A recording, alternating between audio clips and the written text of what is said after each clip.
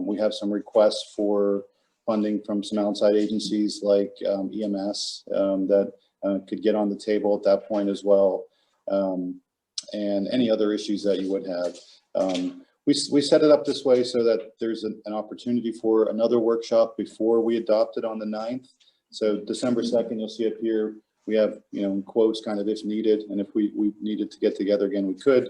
If not, we'd be set up to adopt on the 9th of December.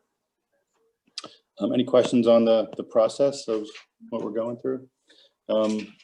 Andrew, we'll just go to that first highlight slide. And a couple of the highlights from this budget and how it's a little different from years past. One of the things that doesn't really show up as a major change, but was a relatively heavy lift. We were able to, working with the consultant that we have helping us take all of our other funds, so like our capital fund, our traffic impact fund, our recreation fee in lieu of fund, all those things were just kind of loose. We documented them on spreadsheets, and we monitored their activity just with columns and things like that. We brought that all into our accounting system, and so now when we show you the budget document, you can see that all of these things have account numbers. They tie to our audited financial statements, and we're on really solid ground from just an initial starting point. So, it's hard to really just show you what that looks like in this setting, but that was one of the things that was most time consuming through this process, was just getting us started on good solid ground. The last bullet item here, the good news is, for this particular budget, General Fund 2021, we are presenting you with a balanced budget. So we're not going into this with the understanding of we need to make cuts or we need to find ways to raise revenue or ways to reduce expenses. The plan we're putting forth is balanced in its current form. Without any additional asks or anything like that? Or there's some additional items included in there. But they don't require additional revenues. So, we can talk through, it doesn't mean you have to include them just for that, but they are in there right now. Yeah, it is good. It is good.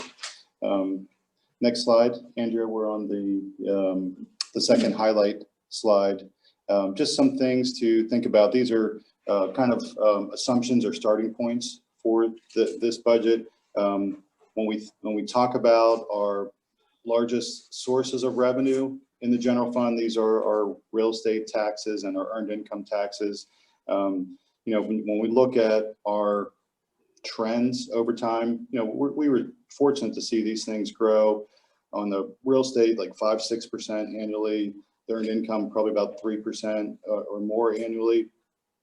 We, obviously being dealing with COVID like everyone is, those have impacted our budgets, and it's left us with a little uncertainty in terms of what to project for 2021. The thinking that I had with this budget was we spent a lot of time just kind of trying to do some trend analysis and identify where we're going to end this year. So with real estate tax and with earned income specifically, where we think we're going to end the year, and then thinking that we should err on the side of caution. The revenues in the budget just projects kind of a flat growth there. So we're setting 2021's starting point as our ending point for this year. So hopefully, we'll see some rebound there. But we thought it best to play it safe. What are we at right now as far as, because of COVID? Have we seen a significant reduction in revenues? We have, let me see if I can spell this out for you on a sheet there. The largest things that we're dealing with are the earned income tax being down maybe about 2-3%, and the real estate tax slightly down as well. Now, some of that, it's hard to say on the real estate.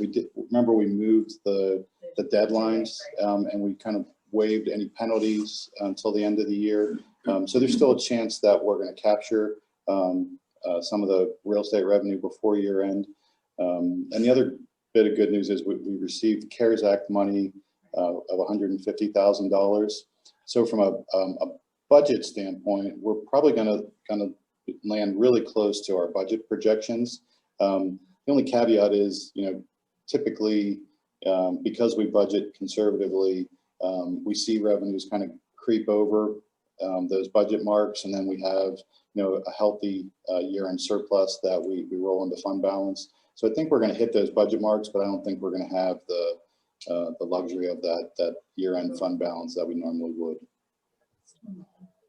Yeah, but by and large, we're fortunate, knock on wood, that we weren't terribly negatively impacted by COVID. Now, I guess there's still the fear that 2021 will bring some additional challenges to us, but for the bulk, most of our revenue comes from the things like we don't depend so much on earned income credit or earned income taxes.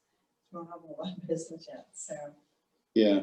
Well, the earned income, those are residents that are paying that. So it feels like we've been fortunate that a lot of our residents have stayed in the workplace, and hopefully that continues.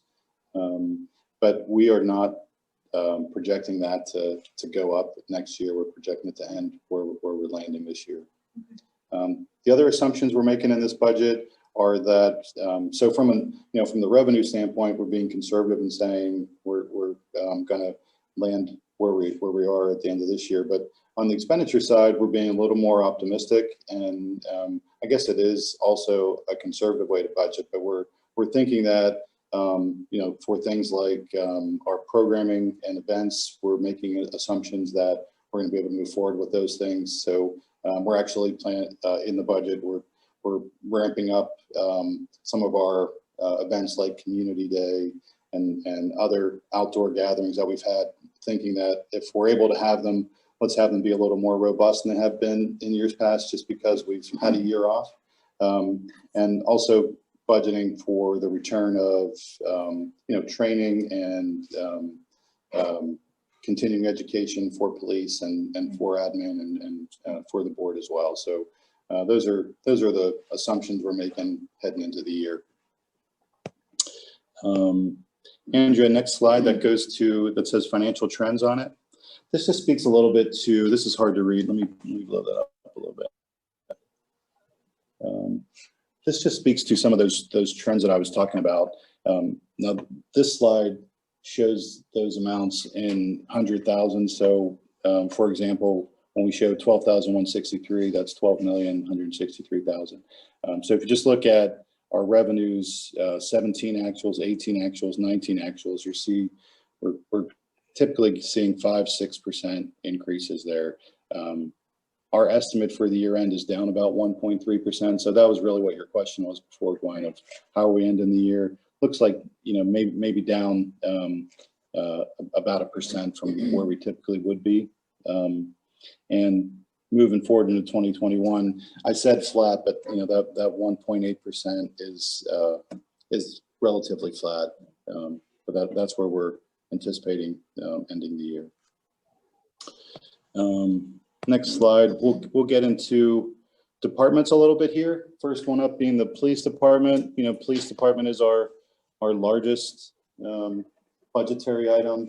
You'll see this year just under $4 million in expenditures for police. And while that's big, the thing to kind of remember is the lion's share of those are fixed. We have wages that are set by collective bargaining agreements, health insurance and benefits that are also set by those same things. So there's not a terrible amount of wiggle room within the police department. One thing that Chief Phoenix has requested in this budget is an additional officer, and his logic for the request is to be able to put someone as an additional investigator. So right now we have one. The thought would be we would you would identify someone to be that second investigator and then, you know, backfill with just an officer. So the expenses on the salary line item, you know, show an additional officer being asked for. The promoted structure of the department's reflected in the budget. You know, we promoted a lieutenant position, and then that was a sergeant, so we backfilled that. So that the 2021 budget shows all of those promoted positions being in there, as well as one additional officer.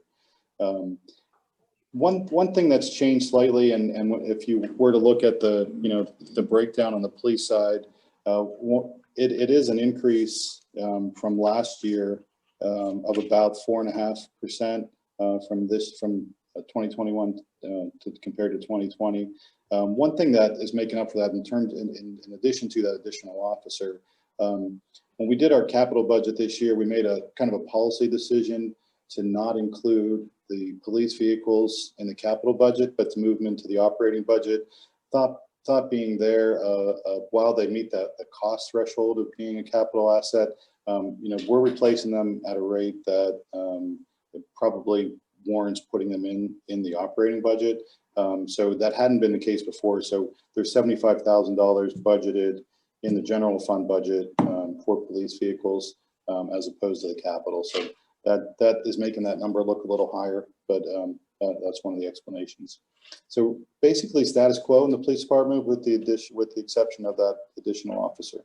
So any of the stuff that you're proposing here, if it says like requests for any of the departments, that's all accounted for in this balanced budget that you're giving to us? Yes. So if we were to go with everything that's requested and approve everything there, we're still gonna end up with a balanced budget. That's right. Awesome. Yeah. Becky, do you have a question? No. Yeah. Any questions from anyone at home, Keith or Joe? Nope. No. Okay, let's go on to the next slide. If you would, Andrea, this will take us to the Public Works Department. Public Works Department, it's our second largest expenditure service area, about $2.274 million in 2021. And again, a lot of that is locked in on personnel costs and items like that.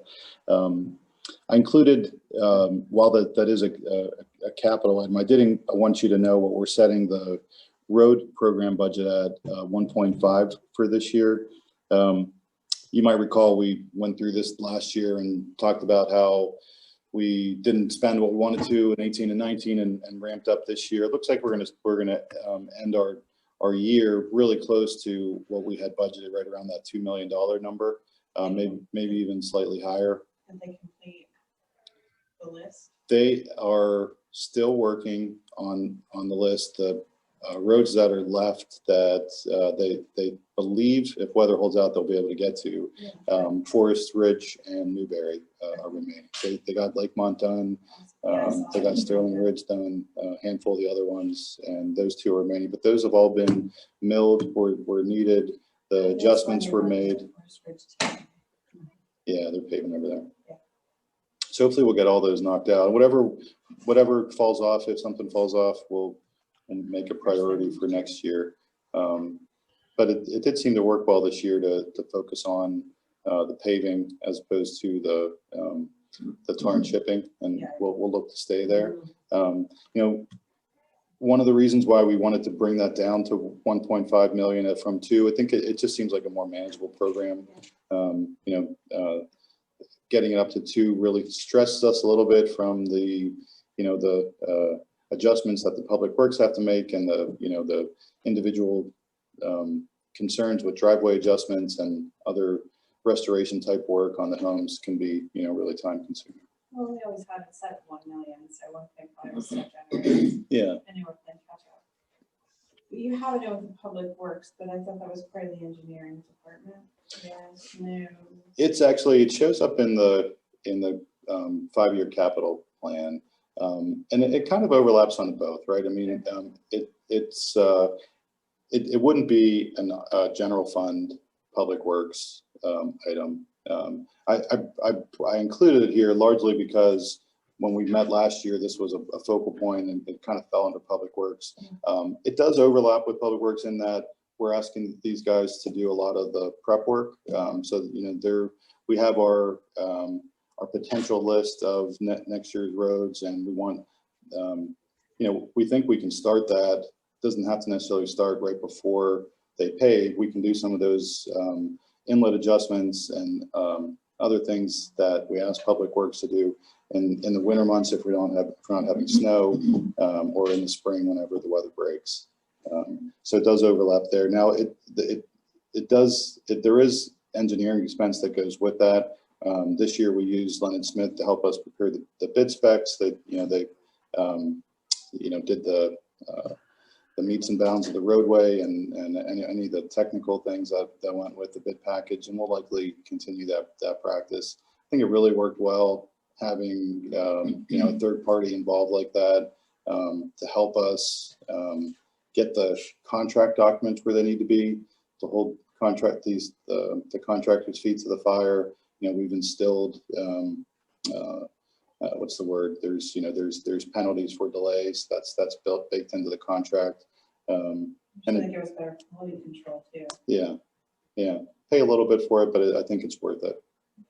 So just one of the things that dawned on me when I was going through this is that, and this is just me thinking out loud, that, you know, we've been investing more and more in the road program for years.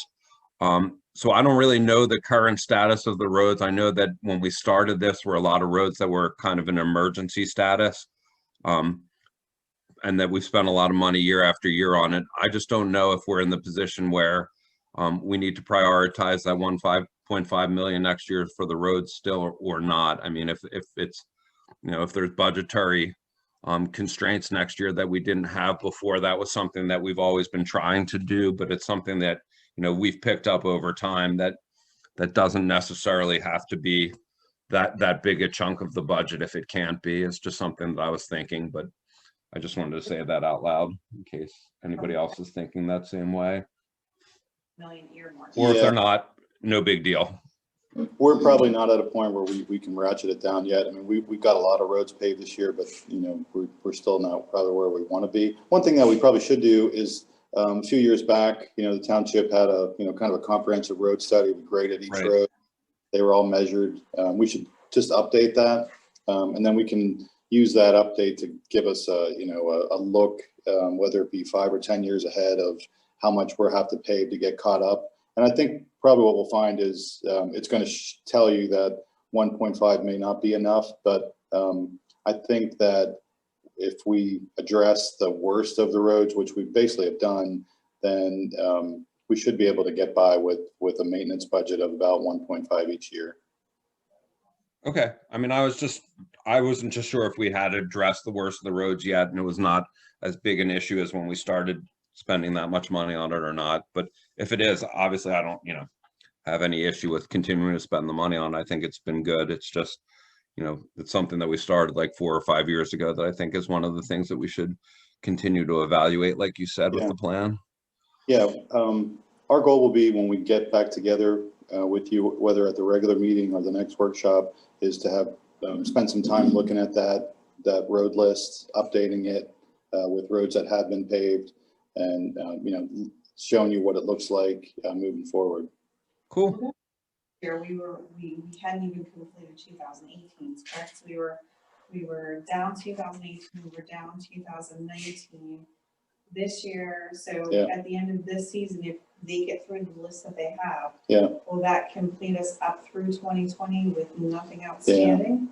Yeah, they'll have, you know, finished 18 and 19. The original 2020 list. So we did that, the roads that were kind of earmarked for 2020, we had to shrink that down to just fit into our budget. So even if we finish everything that was on that base bid list, some things fell off. Yeah. So that's why I think that 1.5 will get us to where the 1 million was supposed to. Then you think by the end of next year, we should be right on target? And then I mean, I think ultimately we're probably never going to drop back down. I think if the budget can absorb 1.5, I mean, we're not going to pave roads that don't need it. Right. But if the budget can absorb 1.5 million, I think that's a good number for a community our size to just plug and play into our annual program. you remember when we got together last year, we looked at the demographics of the Public Works Department and kind of said, you know, we don't want to be caught in a situation where we have a lot of retirements in any one year. So we thought we should start to systematically bringing more support on. We had identified halfway through this current year to bring a new Public Works employee on. COVID kind of put that on delay a little bit, but we do have that job ad out now. We anticipate bringing someone on before the end of this year. And the 2021 budget would include that wage. And we also thought that we should, you know, maybe try it for the same thing. So look for the midpoint of 2021 to bring on a second employee. And obviously we'll work with the board and talk with you before we would make that move. But the budget does include both the additional person that we hope to bring on by year end, and then 6 months of a new employee starting next year as well. Now, is that out there waiting for this person this year? It is. It's out there. Yeah. Yeah. We just advertised it at the October meeting. So either after Thanksgiving or before year end, we hope to have done, you know, some interviews and bring someone on board. Any applications yet? Couple, yeah, Good. we did get a couple. It was in the paper, I think, last week, and Yeah. online shortly thereafter. So yeah, I think we have 3 that have circulated in. Yeah. And I just, you know, briefly touching on what the capital needs are in the Public Works Department. One of the things that is in the 5-year plan are, you know, we're looking at some locations throughout the township where we could build some satellite salt storage buildings. And we're thinking that, you know, not necessarily in 2021, but over the 5 years of looking at some locations to do that, help us to, you know, be able to more efficient with our winter maintenance spread out around the township. Continue to be aggressive with our replacement of old equipment, of aging equipment. And I think ultimately, you know, we don't have the plan yet, but I think ultimately we're going to need to make some facility improvements to the location here on Miller's Run. You know, one of the things that we'll talk about when we get into, you know, larger planning with architects for this location is what can we do with that existing site to make Public Works operate more effectively out of this location. So those are discussions that'll be in front of us. 2021 budget really doesn't have anything earmarked for those things, but I think we'll start those discussions and plan it out and account for it in additional years. If you had to put a dollar figure to that, what do you think you would be looking to spend to do improvements over there in that building? I guess it would depend on how much we wanted to do, you know, I mean, What's a good number you're comfortable with spending? That's probably a better question. yeah, I mean, I think it would certainly be under $1 million if we're reusing that space. So If we found a different space that we could get for. yeah, well, I mean, that might warrant a separate discussion. I know there were some locations we had talked about that I still think could make some sense. Yeah, let's keep exploring that. Okay, Andrea, next slide. We'll look at recreation quickly here. Again, we're assuming that recreation can safely resume in 2021. And then our thought process is we'll just be prepared to shift to a virtual platform or continue with the virtual platform, or maybe have offerings in kind of a hybrid setting where we do some things virtually, some things in person. But you can see that there's about $244,000 in expenditures. We're offsetting that by a projected $114 in revenues that would go with it. And we're hoping to return to our expanded summer camp. You know, we had to put that on hold. We had kind of mapped out increased offerings over the summer there, and we want to try to implement that plan. We also want to expand our community day and our offerings to the community at large. And then one of the things that's included in here, you know, we had. If you look at that 5-year capital plan, there's a lot of park improvements that are included in that. And I think last year when we had spoken and when Paula was talking with the board and we talked about these expanded programming, one of the requests was, well, maybe we need some assistance with programming for Paula. My thinking now is with the shift to, we have Fairview Phase 1 and 2, which will be the installation of the roadway from Mayview, and then the beginning of the splash park up there. We want to make improvements here to Morgan Park. So there's a lot of park-related capital improvements that are going on. I'm thinking maybe one way we could get some assistance is to look for that additional support being on the capital implementation side of it versus the programming side of it, to allow Paula more time to focus on the programming and give her support with management of the third parties that'll help us bid those projects and the construction mitigation and management that goes with it, all those kind of things. So there are revenues identified in the parks budget for those things. It's similar to what we had thought we'd asked for last year on the programming side, but I think from a functional standpoint, look to shift those from program support to capital project implementation support. So do you guys think that makes good sense? Are you okay with that? I'm okay, it's part-time. Is that something, did Paula request that from you, or are you just thinking through the process? Yeah, Like, would she prefer something like that versus? I think she would still like to have program support, Okay. but just, kind of thinking of Sure.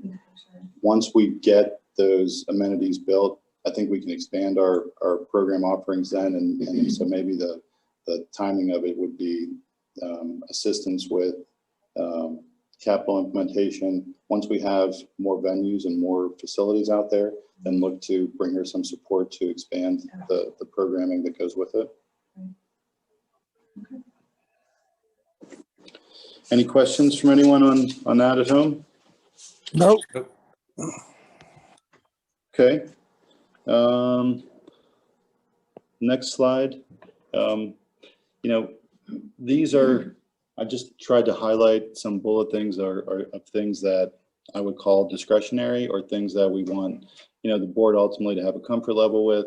And while we gave you kind of thumbnail sketches of them, I know we need to fine tune those and put more meat on the bone. So one of the things that comes into mind is just our staffing plan, right? And we had spoken about this a little bit during our last executive session of just needing, that larger plan for how the team comes together and is able to support our core operations. So because the general fund does hold all of those, those wages and expenses, this is a time when we'd have to do those things. So I think one of these sessions, or next time we're all together, we should spend some time thinking about what are the various positions that we're going to need to bring into this team to pull these things off. And we had talked about a planner. We had talked about doing some restructuring in the finance department. We had talked about the potential for an assistant manager to offer some support as well. So I mean, I know that we need to iron those items out.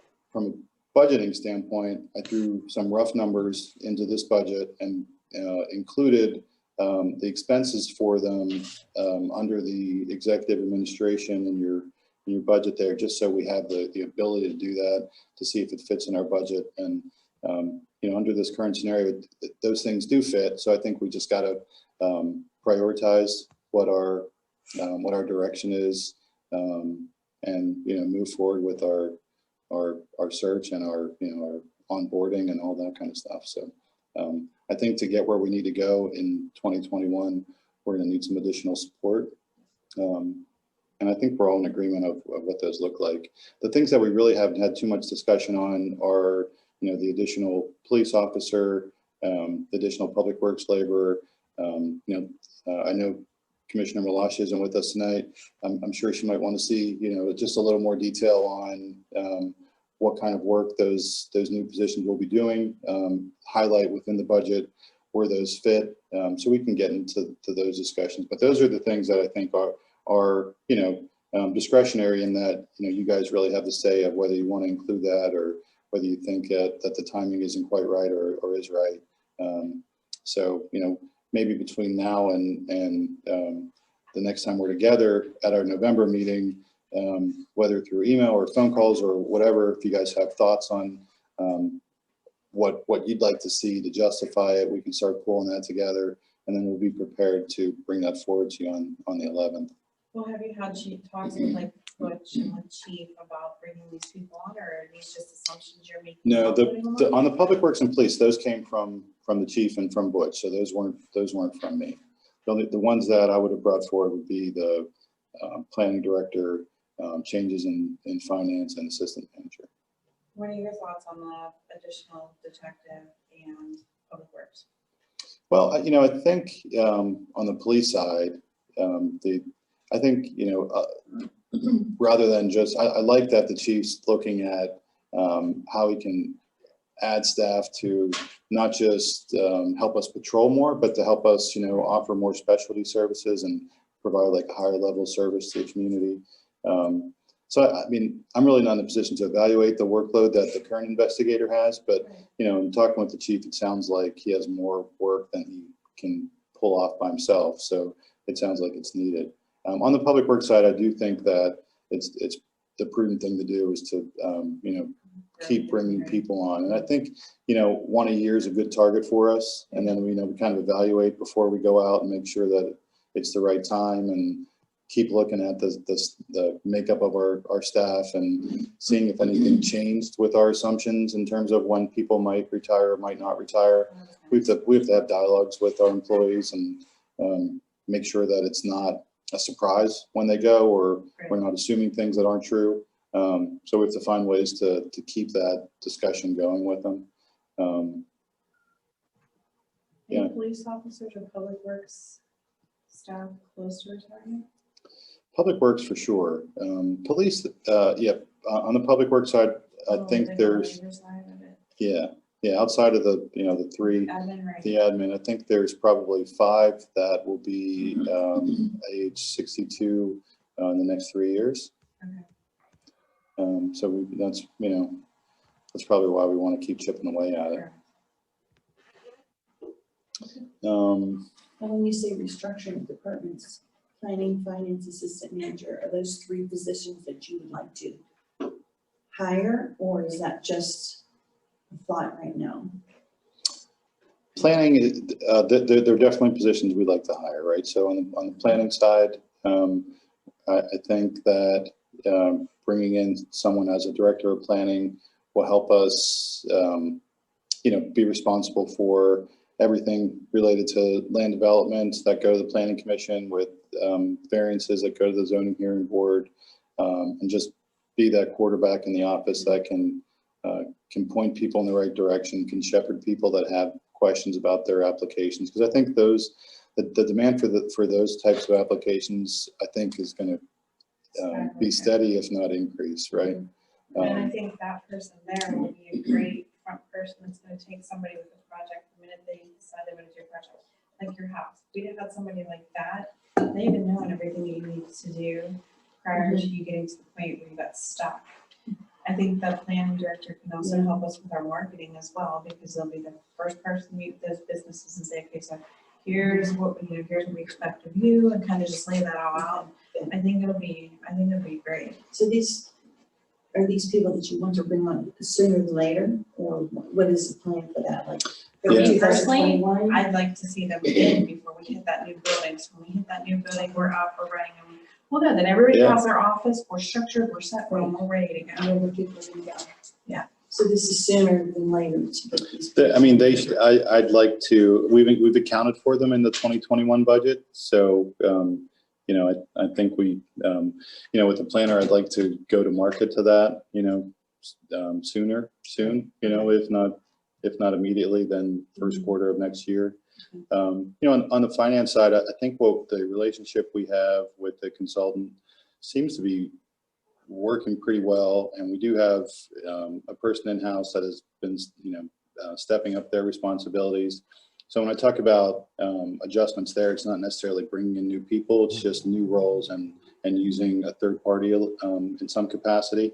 And then, the assistant manager position, we've had some discussion on, and I agree with you in that, having it ready to go when we're in the building is a good way to think about it. Now, the engineering part, we could just do that on an as needed. For the engineering services, we did issue a request for proposals. So right now we're getting bids from third parties. And my thinking there is, we spell out in detail what we'd like to use a third party for. So I don't think I had a chance to share that with you, Becky, I'm sorry, but we did cost out, but I think those additional expenditures it's going to cost us a little more to rely on a third party solely for those things. We will, a lot of them, at least the services related to applications, land development, otherwise, they are reimbursable.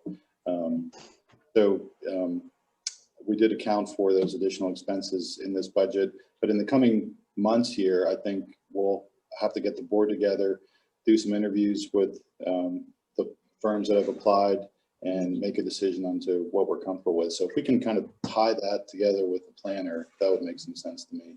So we'll have just like one firm that we use instead of however now. I'd like to. I think that would help us be a little more efficient. Yeah, because right now it's this one does that. Yeah. Yeah, Yeah, and I think when you have multiple consultants involved, sometimes that's where things fall through the cracks. If they're passing things on to someone else, or if staff's trying to be the glue between the two, sometimes it gets lost in translation a little bit. Yep.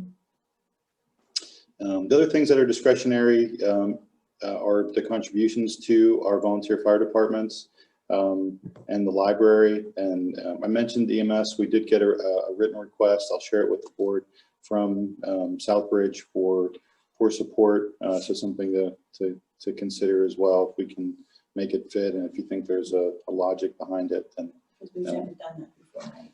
not that I'm aware of, not in the budgets that I've seen. We donated to the fire departments, but not. That's right. Yeah. Well, have you heard anything more about Bridgeville trying to kill off into Kerwin Heights? Is that true? I don't know much about that. Yeah, I don't. Keith might know something about that. I hear. Yeah, that was discussed with a couple people down there, and that's not going to happen. Okay. Yeah. Did you account for any contributions in the budget for these, or did you keep? Yeah, I did not. For the fire and the library, the budgets just reflect status quo, and I didn't make any assumptions on the EMS. What's fire, 300,000? Yeah. Library? 150. 150,000, we give that. Yep.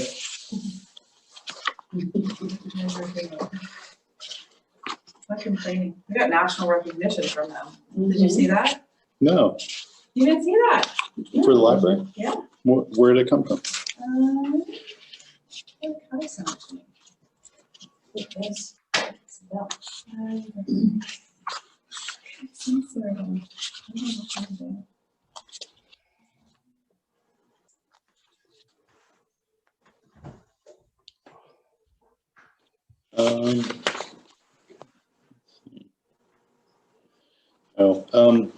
Andrew, if you don't mind, the next slide, it's the second to last one. And these are just some other factors that I want to get on the board's radar. We developed the 5-year capital plan, and for two of our priority projects, right? One being Hickory Grade building, and the second being a project here at Miller's Run. For those, we kind of thought we should look at tax exempt borrowing for that. So in the 5-year schedule, we're making an assumption that we're going to go to market there. But one thing that isn't identified in that plan would be that the debt service that goes along with that would have to be absorbed.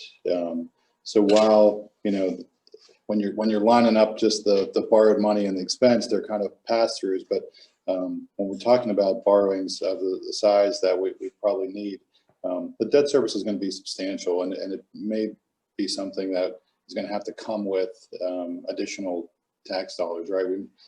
If we were aggressive with the plan and borrowed for both buildings, we would likely need to raise millage rate to account for that debt service. Now, that wouldn't hit us if according to the trajectory we're on. We're looking at getting these going to market next year, so we put the debt service in 2022.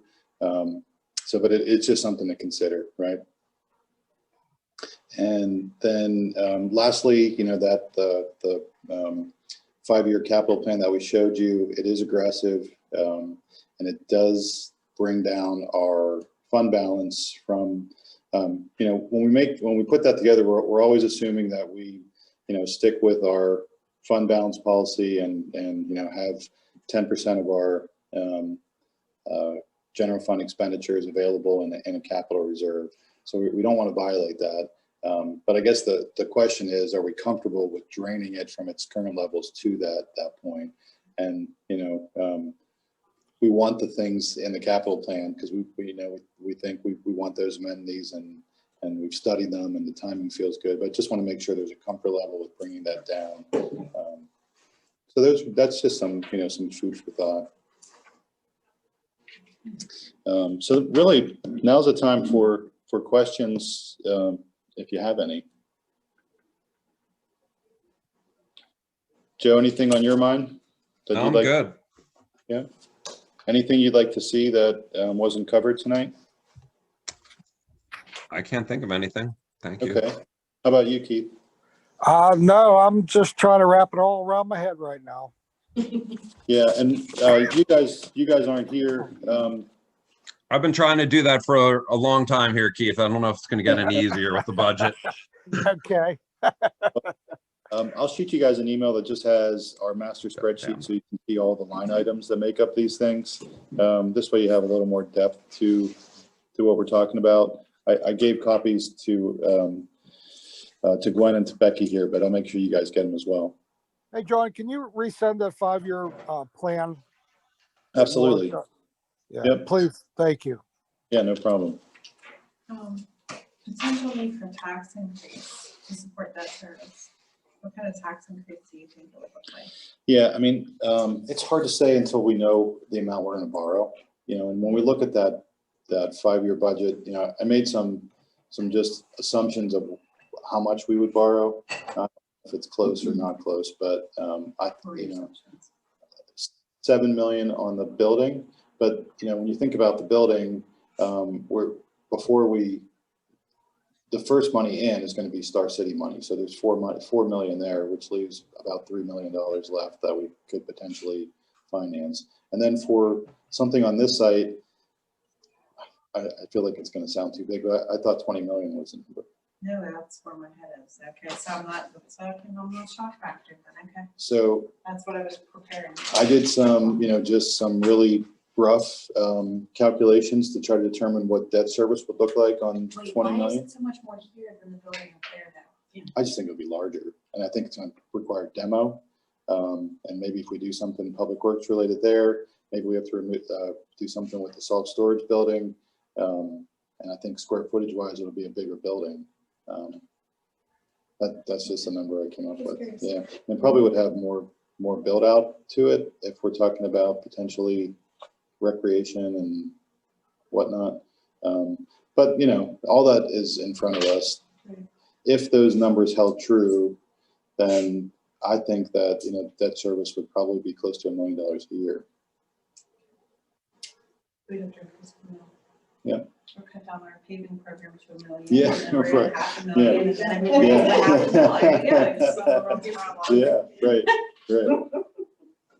Well, hopefully by that time too, we'll have more businesses, and then businesses then will start paying Yeah, taxes. And that's we'll start true. generating more I mean, revenue that would offset too. Absolutely. And, we have between Lafayette and Charter, we have, almost 200 new residents coming in. With Piazza, there's a lot of commercial real estate tax there. BJ's coming in. While it's going to be on Alerta, eventually it will be, significant. So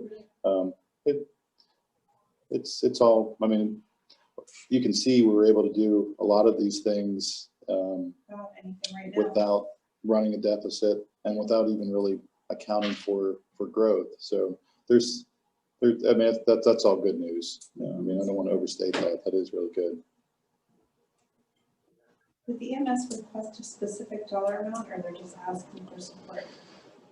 They did. I think the number, I could be wrong, but I think it was $43,000 is what they requested. I shouldn't send you a text. I'm seeing what Cecil gives them.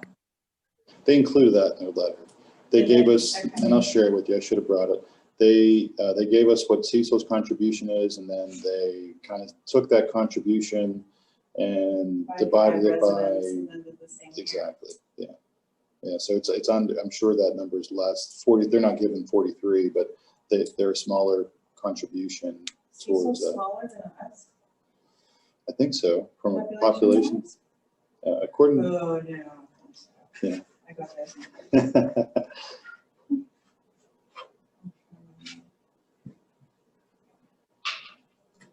I think Southbridge would be happy with something anyway. yeah, right, it doesn't have to be the full request. Right. I think that's just a kind of a ballpark number to kind of let us know what, they're thinking, but, we can work it out. I definitely support giving them something because we can't afford to lose our EMS services. They're all dropping like flies. Yeah, If we would lose Southbridge, we'd be dependent on what, peers, Exactly. the fire departments, Mhm. like, it would be bad. yeah, for sure. Keith, what do you think? No, you're right. I mean, as far as the fire departments, there's only like one or two that run QRS in South Fayette, which they just assist the ambulance service really. And we would probably use Scott or Kerwin or, I don't forget who runs Peters, but if we lost them, we'd lose time for our residents, response time. Yeah. Yeah, well, before we close, any last comments or questions? You guys good? I think anybody that wants money, they need to get on and they need to give us their pitch. Well, that's, Southbridge we should, could, like, I mean, come for to our Southbridge. workshop, we could invite, Yeah, we let's do can that. invite them, we can invite Yeah. library, Yeah. Yeah, help us understand. what- anyone that's requesting more. A lot of municipalities spend that much money for water. I think it's a mixed bag. I think there's, there's communities, Southbridge will get theirs. yeah, probably not nearly as much. No, they're- But some communities bring all the library under the roof of the township. We're kind of arm's length, and that seems to work for us. We were nationally recognized for Teens Make a Difference. Yeah. It's a teen volunteer program.